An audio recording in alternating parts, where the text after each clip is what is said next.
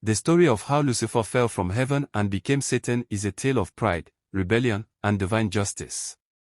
It is rooted in biblical and religious traditions, particularly in Christianity and Islam, though details vary between interpretations. The rise of Lucifer. Lucifer, whose name means light bringer or morning star, was one of the most beautiful and powerful angels created by God.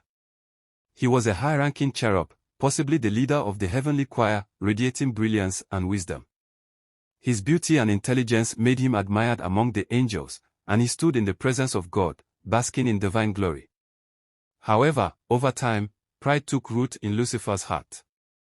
He began to see himself as equal to God and desired to sit on the throne of the Almighty.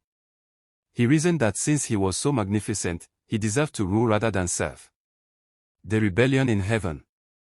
Lucifer's pride turned into rebellion. He whispered his discontent to other angels, convincing many to follow him in his quest for power. His followers, known as fallen angels, believed that they could overthrow God and establish their own kingdom. The heavens trembled as war broke out. The archangel Michael, leading the loyal angels, clashed with Lucifer and his rebels. The battle was fierce, shaking the very foundations of paradise. But despite Lucifer's power, he and his followers were no match for God's might. Lucifer was cast out of heaven, along with the angels who followed him. They plummeted from the celestial heights, falling into darkness. His radiant beauty was stripped away. His name was no longer Lucifer, the morning star, but Satan, the adversary. Some versions of the story say he fell to hell, where he became the ruler of demons, plotting against God and humanity. Others suggest he roams the earth, seeking to corrupt and deceive.